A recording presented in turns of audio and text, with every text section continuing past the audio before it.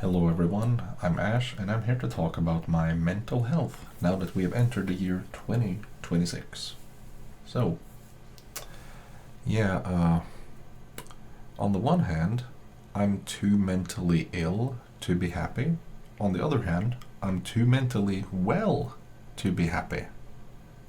Yeah, turns out turns out that when you're not mentally okay, you can't really be happy. But also, when you're too mentally well, your doctor can't do anything. The healthcare system abandons you. So I'm left here with my eternal meh. Well, at least I'm stable, so that's good. Mental health is super duper stable. Now, there was something I had to mention. Yes, compared to 13 years ago, I'm mentally doing bad. But compared to 12 years ago, I'm doing great. That's of course because 13 years ago I was working out, I was getting super good grades, I earned a six pack, like stuff was great. But 12 years ago, biggest trauma of my life, months of starvation, and then I got deep tissue damage in all of my muscles, and it took 8 years to be able to make a recovery. And I haven't even recovered. Like now that it's been 12 years since then, my muscles, they built 20 times slower than they should. 20 times slower. Like 1 year of you working out is equal to 20 years of me working out. Like if I was in your body, holy shit, I would start working out right now. You literally have a 20 times results increase buff on you. So do it. Friggin' work out. Don't waste your potential. You know I wouldn't waste your body if I was in it. So don't waste it yourself. Holy shit. But yeah, when it comes to my mental health, what makes it not so good is probably my lifelong depression, right? So I felt like I overcame it in my mid-20s. I felt like it was done. But over three years or so, my mental health went slowly downwards, and chores were getting neglected and stuff was getting dirty. And I got a therapist. Over the course of 3 months, he kicked my ass like I asked him to, just kick my ass into gear, because what I need is some social motivation. And I haven't felt like that's happened again, so things have been stable, maybe even gradually improving since then.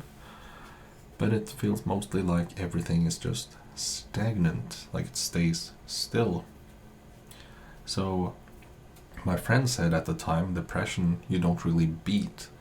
No, depression instead goes into remission, but it's always there, lingering, waiting to pounce again. And that makes sense. Yes. It seems to make sense that depression can just come back.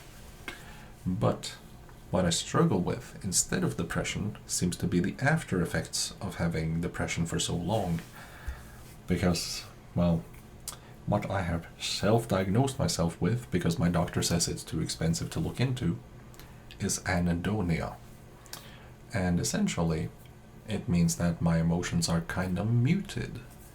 When I was 19, it was proven by a psychologist that emotionally, I'm not that developed. Like, I have less emotions than the average person. Like, your emotions should be at a 5, I think, on average. But on the 1 to 10 scale, I was at a 3 or 4, I don't remember which number. So I'm not that emotional by nature.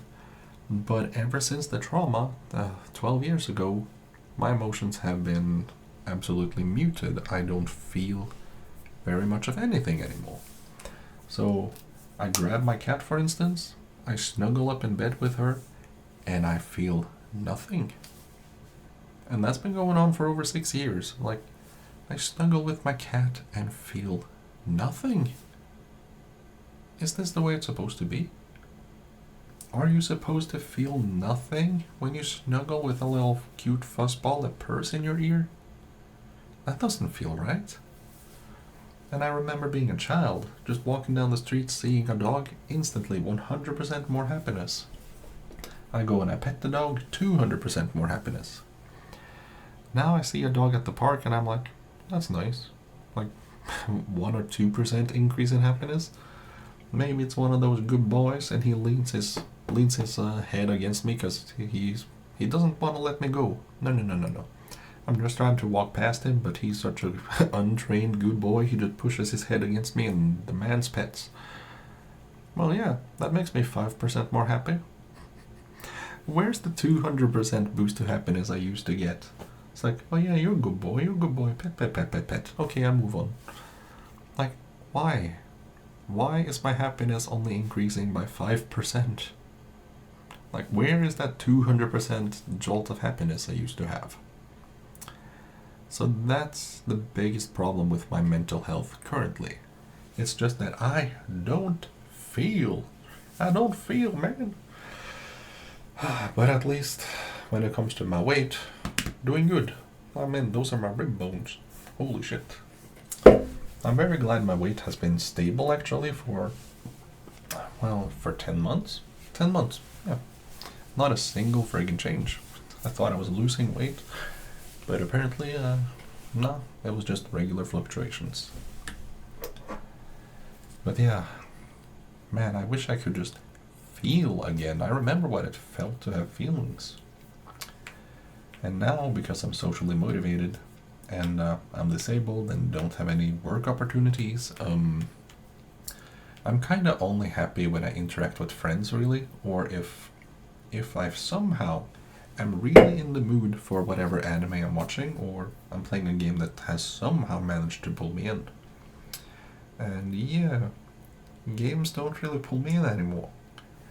And on top of that, my body can't really play video games much anymore. Like, I can't wear my headphones anymore, can't wear my headsets. All of them cause immense headache and fever.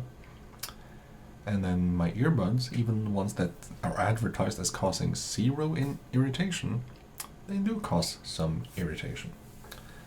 So, yeah. And my back is complaining anytime it's cold and I'm playing games. So I can only do so much, really. But at the very least, I got fabulous hair. Super duper fabulous. And at some point I'm gonna bleach it and see what happens when I have long bleached hair. I'm just figuring out who I want to be when it comes to my hair. Just at least once in my life, I want to try the rocker boy hairstyle. After that, I'll probably go back to my beautiful short-haired bastard self. Oh yes. But what was I talking about? Video games, anime, joy, yes. Yeah, I'm pretty much only happy when I hang out with friends. And of course, friends have lives, and as we get older, they get more responsibilities, and I get a bit abandoned. And of course, I'm not entitled to their attention or their time, so it's just a fact of life. And that's why, I guess, I became friends with people who are 19 and haven't yet gone through that phase. And I've helped people who are mentally deranged, mentally unwell, disabled, living on benefits, living on welfare. And at least I've helped them a lot. I've helped people go from having daily attacks of PTSD, daily attacks of bipolar, to be better. And I've helped people deal with their depression. So I feel like I'm contributing something to the world. Just using my spare time. And then I get some friends out of it, I suppose. That's pretty good. But yeah, there were more things I guess I wanted to talk about, but I don't know if they are all that relevant.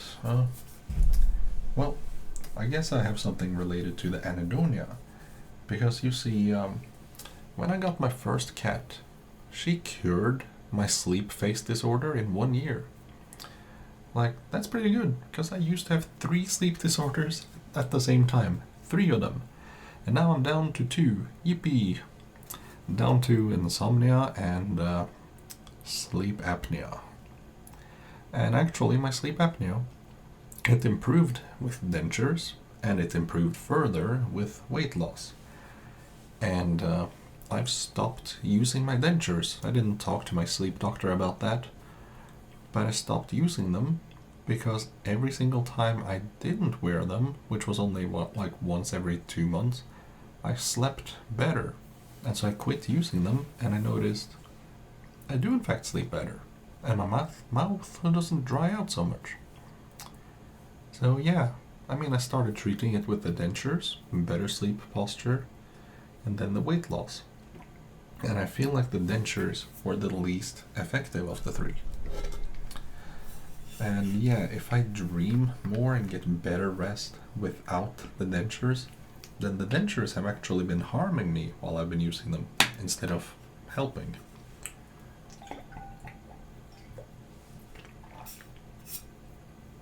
So, yeah, that's it for that sleep disorder. As for my other kitty, yeah, she's got anxiety. She has lived with me for almost 2 years now, and she's great. She's really, really great. Now the thing is, when it comes to my happiness, I feel like I don't feel happy in the short term. So when I snuggle up with my cat, no happiness.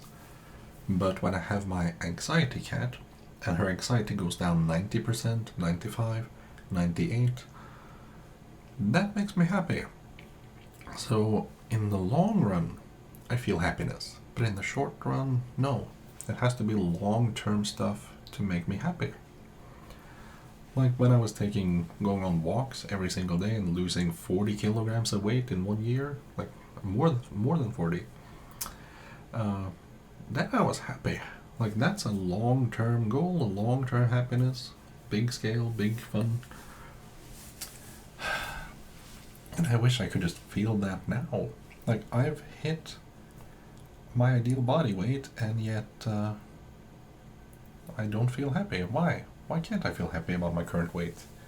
Why is it that I need to do things like figure out a hairstyle, or I don't know, buy new clothes and perfume, and then ooh, I'm happy for 10 minutes? I don't know. I wish I could be happy in the short term instead of just the long term. And that's, part of anhedonia, I guess.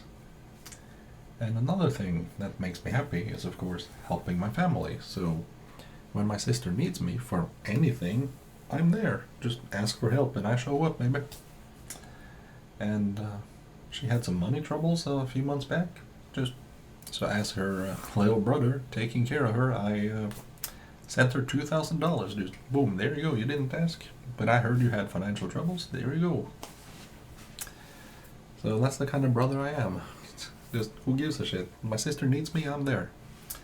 And when she needed help to move certain things, of course I showed up and did that.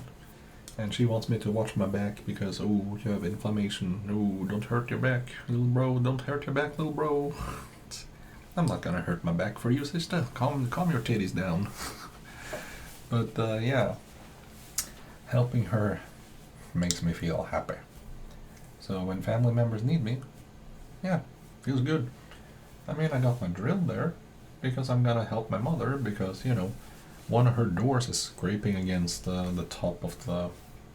What do you call the door threshold in English? Whatever, the door frame, yes. So I'm gonna take my drill and put a sanding disc on it and go brrrr, and fix her stupid door frame so the door doesn't scratch off the paint anymore. And I could also paint it for her, but she's better at painting, so she'll take care of it. But yeah, helping family members, being social, that kind of makes me happy. Which is weird, because I did volunteer work, helping lots of people, and that didn't make me happy. Like, I was glad I did it, but I was not happy doing volunteer work, which is weird. So, I forgot something else I wanted to talk about, so I guess we can move on to parenthood, yeah. So I'm in my early 30s, and finally, I feel ready to be a dad. That's kind of weird, right? But it's related to mental issues. So I've been planning to be the world's greatest dad for over 20 years. For the vast majority of my life, I've been thinking about being the world's greatest dad. So I've been observing adults, taking notes, learning what to do, learning what not to do, especially from my own parents. Just, oof, bad parents, bro. Not the worst in the world, but ooh, bad. Very bad. And my sister says she doesn't want to have any kids because she doesn't want to turn out like our mom. And to be fair, we've had some grandparents that are just, what are you doing? What are you doing, grandparents? Why are you not telling the family about genetic illness? I don't get it. You can't just pray to Jesus, because Jesus doesn't exist. You gotta actually let us know that, there is something wrong with the genes in the family. Instead, they just pop out 11 grandchildren, and then when one of them gets diagnosed, they're like, oh yeah, time to be honest. Too little, too late. Like, my childhood was ruined, my teenage years was ruined, my chance of getting a girlfriend in school was ruined, like, my social network was ruined because nobody wanted to be with someone who had chronic pain and would collapse in agonizing pain all the time.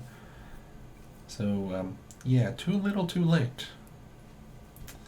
So, yeah, my biggest fear would be to be a bad parent, and especially worse than my own. But also, I know I'm smarter than both my parents, actually. Like, I'm not a genius, but damn, that's how stupid they are quite often. So, I'm pretty sure I would do better. But I would also be terrified of doing worse. Oh yeah. And that's a sign of a good parent, someone who has fears and doubts. Fantastic. So using my logic, I can infer that I would be a fantastic parent. Because I'm not stuck on one side of the spectrum. I have, well, how do you word that? I have both sides, both the confident side and the doubtful side, leading to balance, which is what you need. Yes, the yin and the yang. And yeah, it feels kind of like in order for me to be happy, I need to start a family. But I kind of feel like it's a bit of a shady reason to start a family, but then again, people start families for worse stuff. But also according to some statistics, it's like 15 times harder for me to get a girlfriend than it should be. Am I really willing to put 15 times more effort into it? Nah. In fact, I wish I wasn't attracted to women. Just, nah, women are too much trouble. And also, if so many of my ex-girlfriends were crazy, does that mean I'm the crazy one for being the common denominator? I hope not. I really hope not. Like, if it turns out I'm actually crazy and have no idea, oops, that would be bad. That would be very bad, wouldn't it? But I'm pretty sure it was those women who were crazy. Pretty sure. Like, who the hell starts to yell in the middle of a bus? Like, how many years after the breakup? 5 years? 6 years? 7? Like, who the lally starts doing that? And then the stuff she was yelling about, turns out, wasn't even me. Turns out it was other people who did shit. And she was just taking it out on her ex, who conveniently was there on the same bus. Women. I don't get it, man. I don't get it. And that's why I said for a long time I wish I wasn't gay. But now I just wish I was asexual. Yeah. Would be better not to have any attraction. Would be better to just adopt, I suppose. But now I remember one of the biggest contributors to my mental illness. Or my mental unwellness, I suppose. Since I'm not really much mentally ill anymore. You see, as a disabled guy, the banks are dicks. It feels like the banks are built to be discriminatory against disabled people. So, I'm trying to get a loan for a home, right? And the loan is gonna cost like $500 a month. Easy. I can spend $1,500 a month towards it. So honestly, I would probably just pay $1,000 and pay it back twice as fast. Easy peasy. But the banks say, nah, you can't afford that. Your income is too low. You can afford to pay $1,500 a month. But your income is low, which means you can't afford to pay $500 a month. Does that make any lick of sense? No. Like just a while ago, I tried to look at a home that normally you would need $20,000 in life savings for. And yeah, if I had a normal income, $20,000 in life savings, that's enough. But because I'm disabled and oh no, I earn $5,000 less per month, not per month, per year. Because I earn $5,000 less per year, I don't need to have $20,000 in life savings. No, no, no. I need to have $60,000 in life savings. Do you realize how crazy that is? If you earn $5,000 less per year, you need to have $40,000 more in your savings. Are you insane?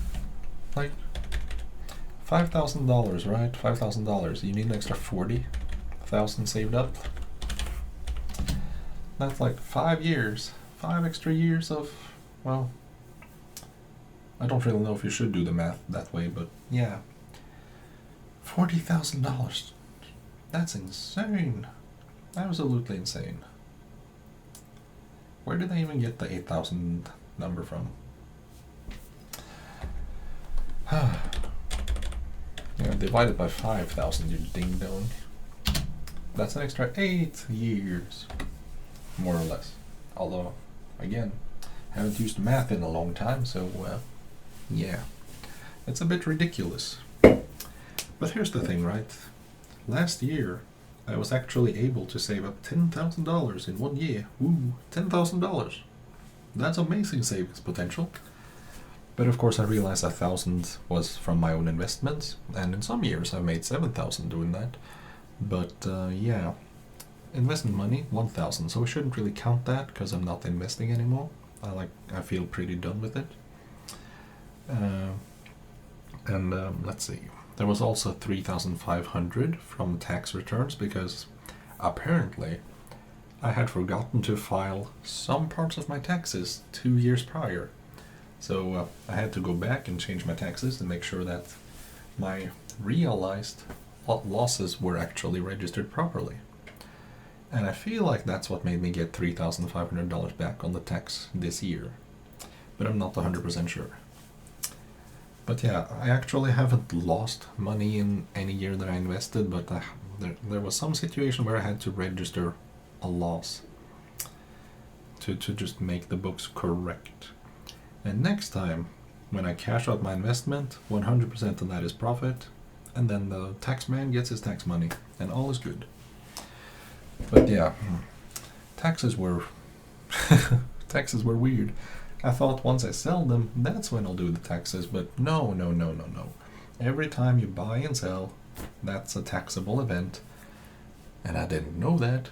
Oops! I thought it was when I sold it and cashed it out I had to pay. Oops!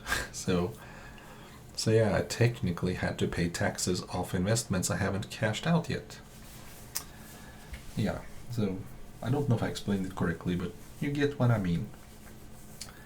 But still, this was a year with really high expenses, and I saved up 10,000 something. So if we take away the total 4,500, well, at least I still saved more than 5,000. Like, I calculated I should save normally 6,000 a year, and then with my new bank account I should save 7,000 a year. $7,000 per year. That should be my savings potential. And this year I even had to spend like at least $600 on an air conditioner and some new tools and whatnot. Like the air conditioner alone I think was 600, and then getting new tools that are gonna last up to 20 years. 20 years worth of hardware material and whatnot. So you could say if we don't count that, then I did actually manage to save my usual 6,000 a year. And that's kind of cool. But yeah, the banks say, nah, you can't afford it. You can't afford to pay half your current rent in a loan. That doesn't make any sense. I pay over $1,000 a month renting a tiny ass apartment. That's bad for my health. I would rather pay $500 a month or even $1,000 a month towards my loan. But the banks say, nah, you need 3 times more money than everyone else because screw you, your income is low. And the banks don't care that I have lower expenses. They don't care that I spend less on clothing, next to nothing on transport. I don't have subscriptions really. Like my phone, it's pay as you go, costs me $30 a year. And for video games, I have a $5 subscription I've had for a few years, and that's the only regular subscription there. And of course I pay for a VPN every 2 years or so, and get a big discount by paying a lot at once. But yeah, those are all the things I have that could be considered subscriptions. But the bank calculates that I should use way more on these things than I should, which is ridiculous. I even got a spreadsheet to try and help me convince the banks. And it was kind of fun to see that, I actually spend like $333 a month on food. Cool.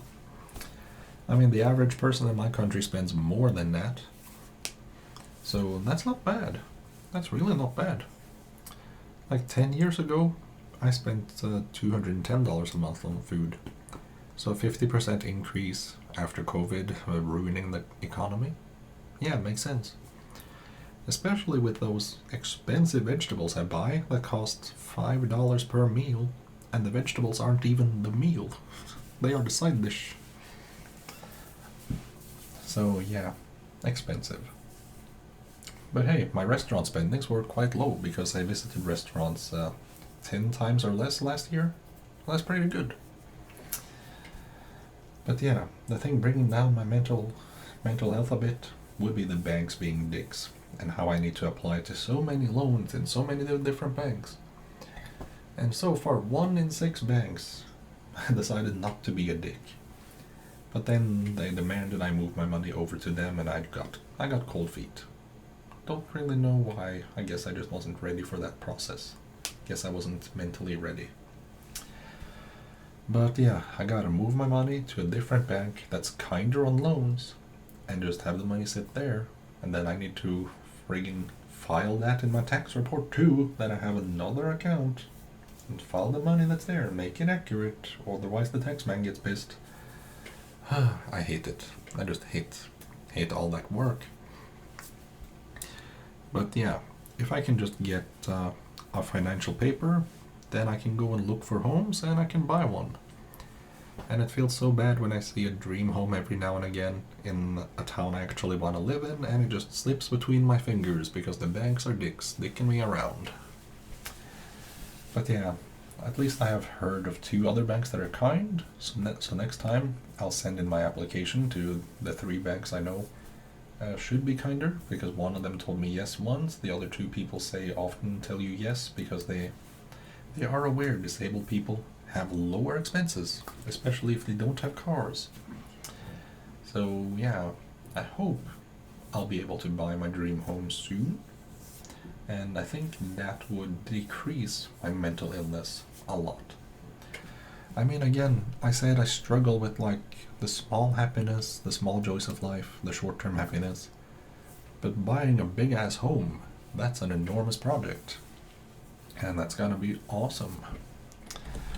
But yeah, let's just go over the bank one more time, because if my savings potential, let's say it's $6,500 a month, it's gonna take me 6 more years to save up enough capital for a loan in most banks. But of course, in those 6 years, the homes are already gonna increase in value by at least 25%, because haha, inflation, screw you. So it won't be enough. It's gonna take closer to 10 years to save up the money that the banks want for a housing loan. It makes no damn sense for me. Especially when I, have financial proof that I can afford the loan. But the banks are like, nah, you need more. You need $60,000 in life savings. Screw you. There's also one bank in particular that I just don't like. And they say that if you want renovations in your home, you need to afford that day one. Like, as soon as you move in, you must do the renovations. You can't do it 5 years later when you're debt-free. No. Doesn't matter. Doesn't matter that you can get debt-free in 5 years. No. You must renovate as soon as you move in. Like, why? Why is that a requirement in that bank? I don't understand. Like, there was one fantastic home I wanted to buy, and the only problem was the bathroom. And guess what? I would spend $200 on a dehumidifier, put it in there, and just empty the water tank every day. Like, that's it. That's what I would do for 5 years. And once I've saved up enough money, boom, I renovate the bathroom. No more dehumidifier needed.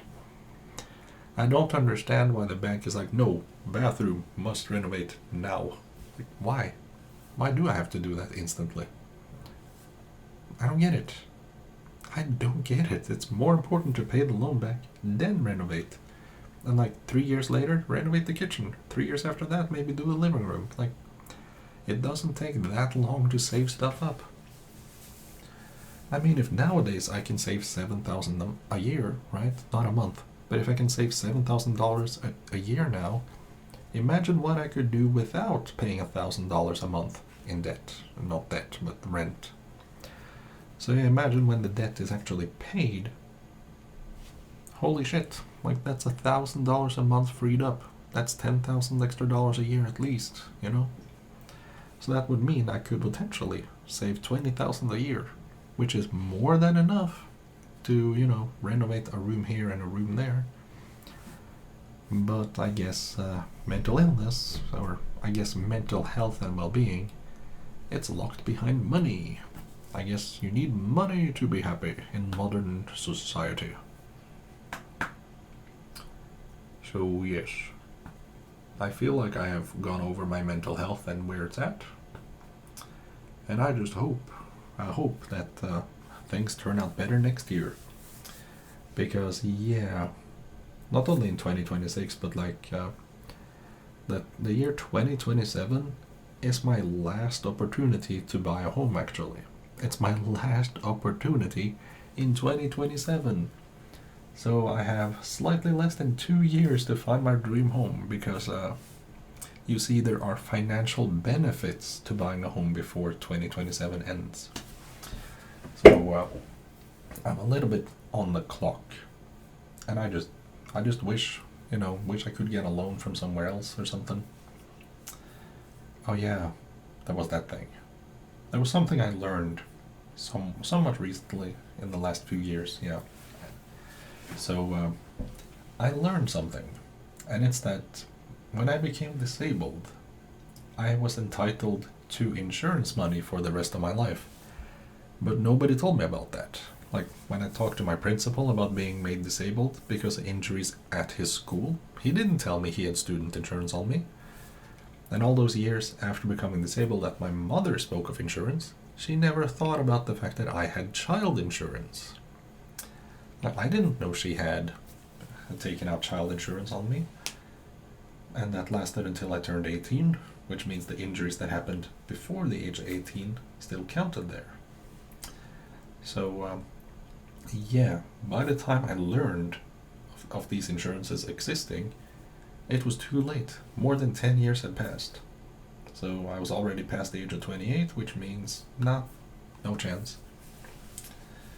And in case of the student insurance, I'm not sure if the limit was the age of 28 or the age of 25. So yeah, that was also definitely too late. I just wish my principal had told me, because I think I contacted him when I was 24, although I'm not 100% sure. But those insurances, each would have paid $5,000 a year for the rest of my life. That's $10,000 a year. That means I should have had $100,000 or more now in insurance money. That means I should be able to just buy a home outright with no loan. And that would have been justice. But that's not what I got. Because I just didn't know what I didn't know, you know. We are born with zero knowledge, and it kind of sucks. It also sucks that I had so many contacts at the welfare office before becoming disabled and a little bit after, and not a single one of those brought up insurance. Now you would think people working there would know about this insurance stuff, right?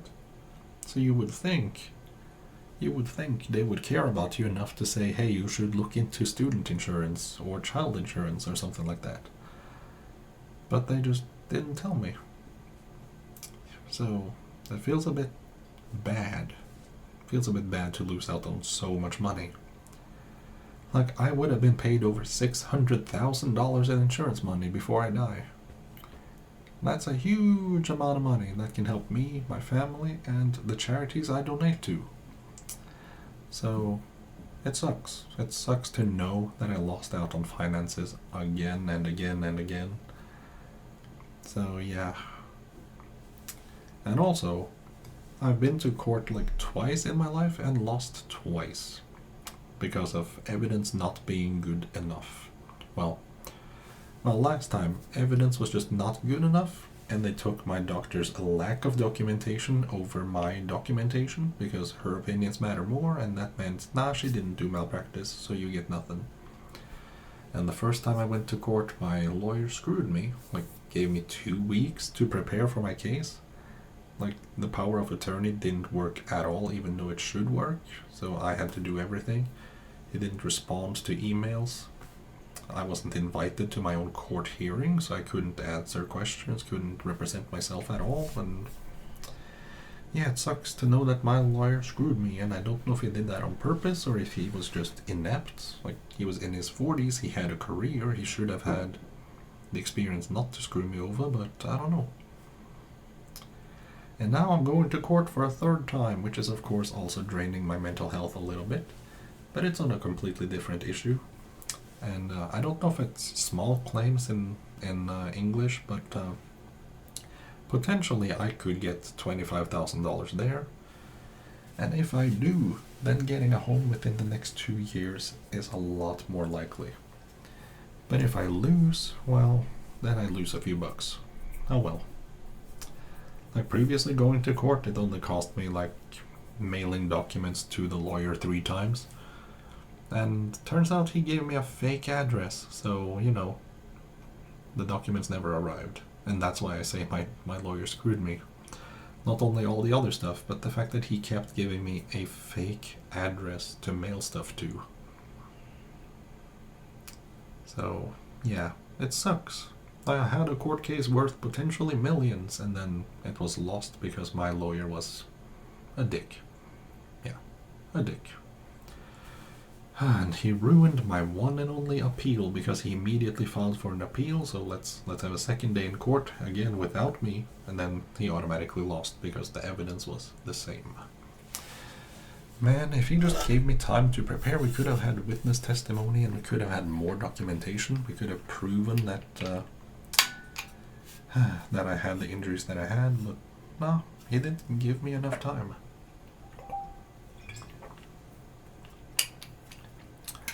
So yeah, that's what's affecting my mental health, and I'm really glad I'm stable. But I wish I could be happier. I really wish I could just be happy. So yeah, if I could wish for things, if I could wish for things, it would be happiness number 1, health number 2, wealth number 3, and love is probably number 4. Like, love is overrated, I think. At least based on my previous experiences. Nah.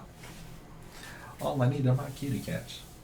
And if I'm not mistaken, they're sleeping in the little thingy I built, which has now been upgraded with a heated blanket. So my cats now have a heated blanket. Haha. Better than what I got. I got some cheap-ass polyester thin blanket.